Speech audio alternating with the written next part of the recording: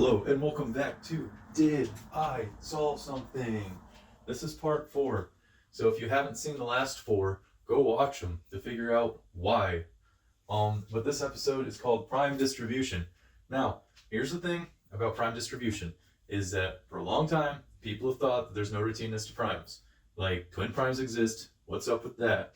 They show up randomly, but is it really that random?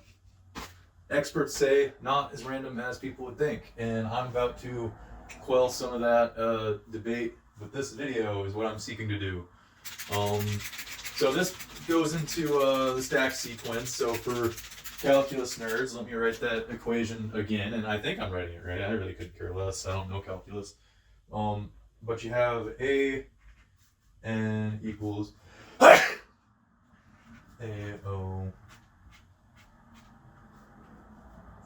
n plus 1, k equals 2k. Again, I don't know what that means, but basically it goes plus 2, plus 3, plus 4, plus 5, plus 6 into infinity. And so here's the thing about the prime distribution is that for a long time, or at least since the 1860s, people have been enamored and thinking about this one hypothesis proposed by Bernard Riemann using the zeta function, which I don't really know the intrinsics of it, but after looking at it and kind of studying it very briefly, it looks like it's basically the root process for a sphere, is what I think. I don't know, maybe I'm wrong, I really don't know. Like I said, did not take calculus. It is not a branch of mathematics that I really care about. I like probability, statistics, random number generation. Because again, card games, they're fun. But prime distribution, why did I even draw a correlation with my stuff to the Riemann hypothesis, or the Riemann zeta function, is because there's this thing where it's all swirly and crap like this, and when you put the Riemann zeta function, and I kind of found my snack sequence, and it showed a new way to look at the numbers sequentially. And so when you're doing the Fibonacci sequence, you go from 1 to 2, then you go from 2 to 3, then you go from 3 to 5, you skip 4. Then from 5, you go to 8, you skip 6 and 7. And then once you introduce the snack sequence, you take this back all the way 8 to 4, 4 to 7, 7 to 9, 9 to 6, and 6 all the way back to 2. And then it hits 2, again, 1, 1, 2, and it kind of just peters in that area with the snack sequence. But someone commented what type of crayons did I draw this with when I first introduced my thought process. That person's freaking stupid because it was definitely in pen. Dense, dumb. Trying not to swear, but that dude's a diaper fetishist probably. But anyway, something weird and routine about this is that it goes skips 2, skips 2, skips 2. Up here it's always 1 and 3, but down here it skips 2 until you're right there, and that's whatever. But how do I get this prime distribution? What's it all about? Well, that's where I cast my handy dandy generate chart spell, and we're gonna do that right now. Alright, I cast the chart spell. How cool is that? Alright, so there's a few things that need to be understood here before we go further. First we're going to need to get the stack sequence up on top. And so that's the trilateral 0, the most basic form of the stack sequence. So we're going to do that now. Alright, and now that we've got that, we need to think critically about this little number called I. I is equal to the square root of -1. And what that basically translates to is that it is where the concept of 90 degrees enters into the equation. And so if you look at this like a graph, if we did I something, I don't really know, but it just shifts that way, shifts that way, shifts that way. It represents 1/4 of a circle maybe, I don't know, it's imaginary, it's hypothetical. You don't know anything, me, anyone. But I is the square root of -1. And this was created by some dude whose last name is Bombardi or something like that. Joseph something. It's not Bernoulli. But I think it was mid 1800s, maybe late 1700s. I think it was late 1700s. I'm not quite sure. I get imaginary numbers and absolute value numbers when they were introduced in history kind of mixed up. But roughly it's 90 degrees, and they needed this for square root functions for astronomy or something like that. But moreover, here's where we kind of get into a little bit more thought on the Riemann zeta function. Now, I'm not saying I'm trying to solve the Riemann zeta function because I'm not using the Riemann zeta function. I'm trying to sidestep it and make it not the necessary component, because all the Riemann hypothesis is asking is, there's a critical line of symmetry where all these zeros exist on, and this is like real prime number stuff. And so what we're going to do is we're going to draw that. Train of thought, buddy. We're going to get this flipped at a 90 degree real quick, at least this part. And so one of the things about the Riemann zeta function is that it hits all these trivial zeros at negative multiples of 2. And so because negative numbers are kind of something in the imaginary realm, it's up to debate. And so what we're going to do is we're just going to cast cascade, and we're going to make this go down here, but as negative numbers. And so, all right, and in casting that spell, I also eliminated the 90 column because we have 77 there and we have negative 77 there, so I figured just keep it all square to make it easy. But one of the other things about the Riemann hypothesis is that all prime numbers or whatever, all non-trivial zeros,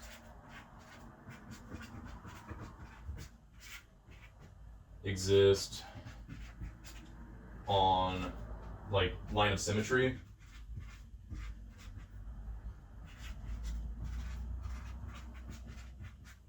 So what we're going to do is we're going to create a line of zeros that will act as the line of symmetry in this equation. And we'll do that now. There we go.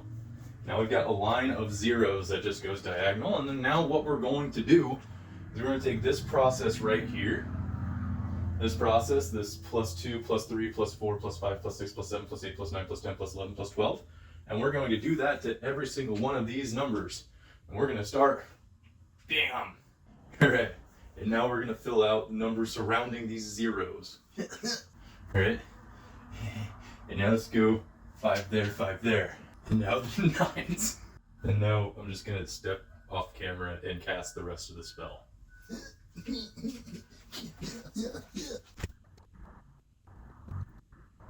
Wow, would you looky there, magic. It all filled in properly. Okay, now here's some things about this that are, because there's a lot going on in this chart right here that you might not pick up on at first glance. But this 0 line does in fact just show up naturally, because negative 2 plus 2 is 0, plus 2 plus 3 plus 4, that makes logical sense. One thing about this is, I don't know if people really do any thoughts on like matrices, but like there's like this whole scenario where matrix, matrix, matrix, matrix.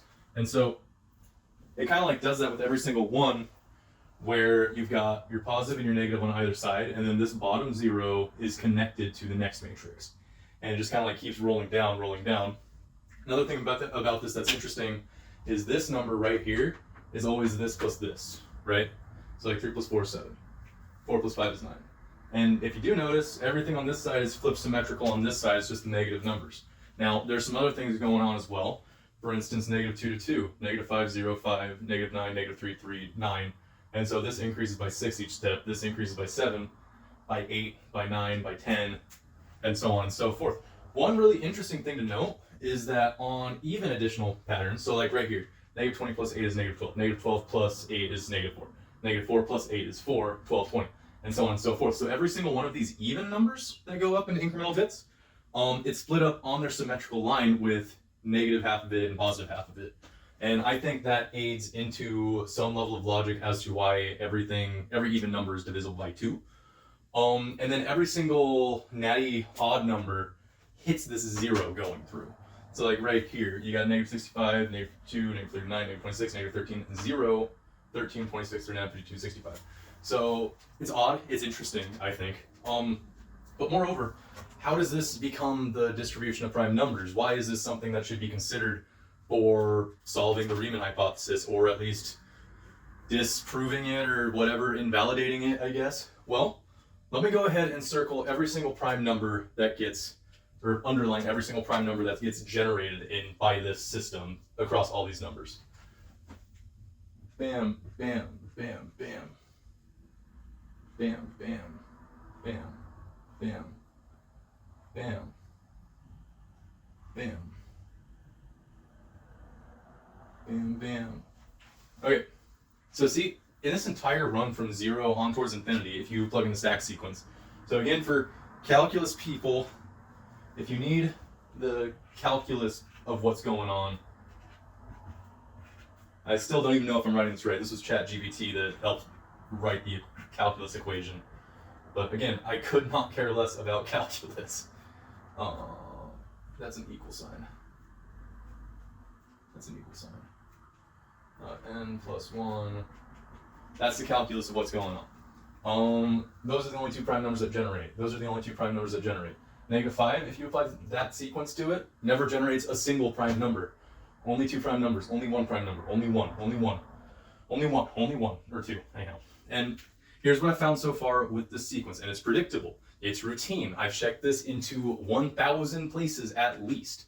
I've gone 1,000 places down and 1,000 places out, and it does not break. It never fails to only generate between 0 to 2 prime numbers. And the way that it generates is that it will either generate 0 prime numbers, it'll generate 1 prime number in the form of n, or it'll generate 2 prime numbers in the form of n and 2n plus 1. Always, without fail, that's the way that it goes.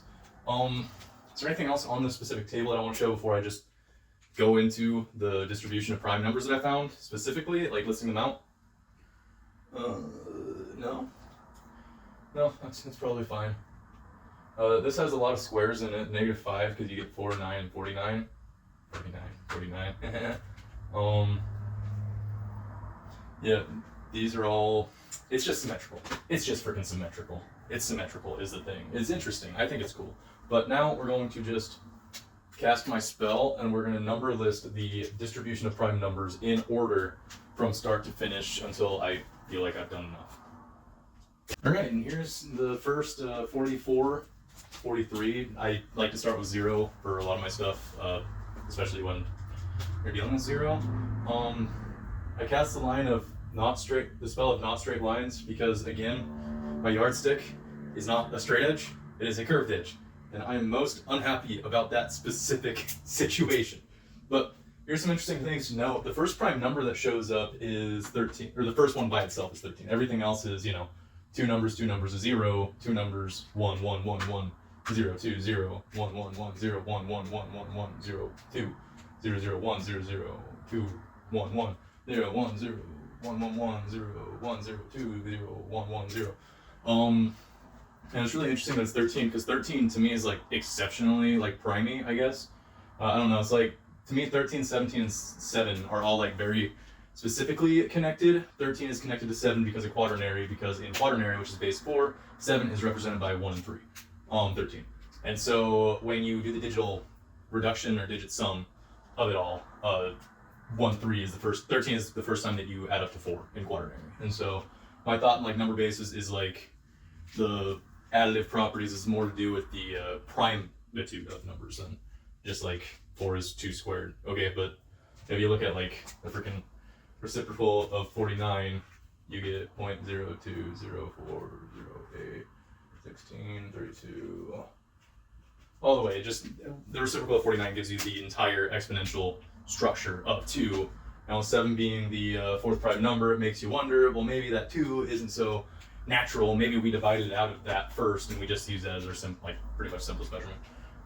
But like I said, you either have 1 prime number, you have no prime numbers, or you have 1 prime number and the next prime number is 2 times that plus 1. And the 2n plus 1 is pretty kind of like polarizing to like Mercian primes. If anyone watching knows about those, a Mercian prime follows structure of 2p minus 1, where p equals prime number. Not only that, this follows with the perfect numbers because you have 2p minus 1 times 2p minus 1, I think, right? And so this is the perfect number formula. And there's a very solid congruence between it. There's like a debate whether or not there's any odd perfect numbers. Some people are like, I think once you get really, really, really freaking big, there's gonna be perfect odd numbers. No. Harvard nerd. No, that's not how it works at all, because perfect numbers follow a specific binary structure is why they're perfect. Because I'll talk more about it later. I just had a really annoying email with somebody. But if you want to get into odd perfect numbers, I think there's an argument that 1 is a perfect number because 1 times 1 equals 1. And then you take that 1 out, and now you're just left with the aliquot sum of 1. Therefore, 1 should be, in theory, a perfect number if you want to go for odd perfect numbers. I don't know. But more so, there's some weirder stuff to this than just all this. Some extra things is 3, 7, 2, 5.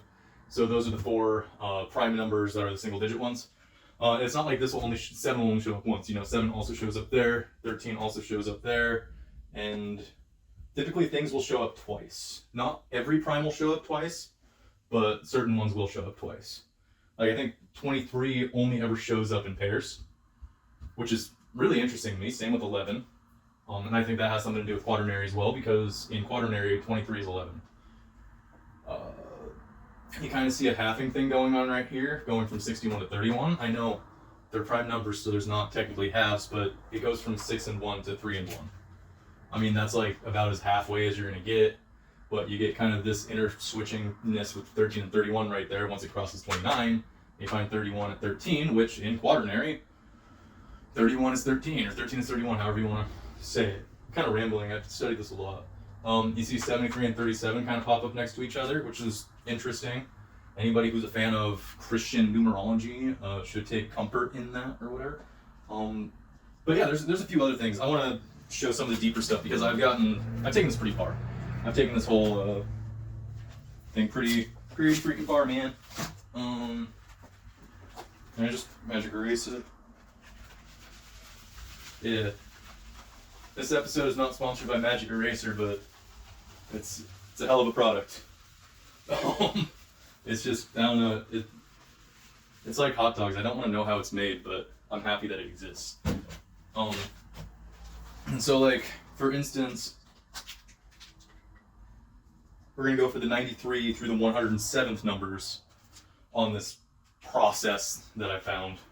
So bear with me, I'm just going to cast a spell. So here's one spot I wanted to bring up, because as the farther you get on this prime distribution thing that I found, the more intriguing it gets, especially with the placements of zeros and how smaller primes show up amongst the bigger primes.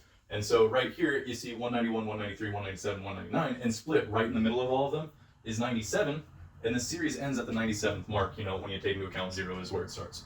That's how it works in my head, that's how I've done it so far. It kind of makes sense. So like, with numbers like 37 showing up here, 37 is 2 less than 37, so the prime number will always show up like 2 before when the order is.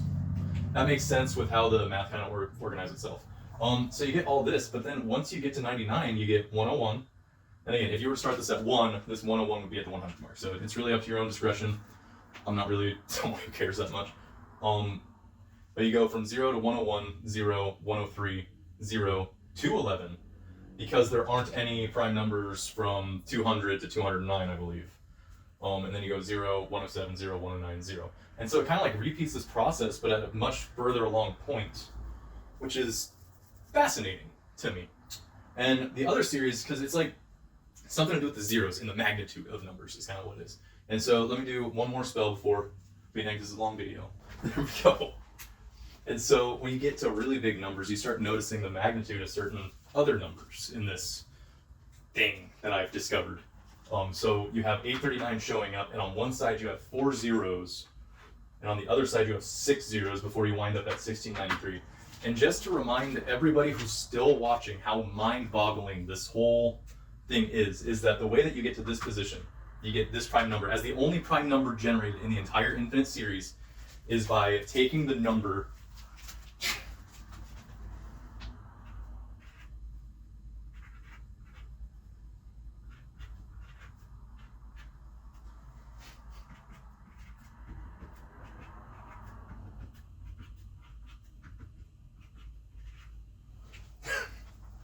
is by taking that number, negative 357,434, and apply plus 2, plus 3, plus 4, plus 5 on towards infinity, and the only prime number you generate in that entire series is 1693.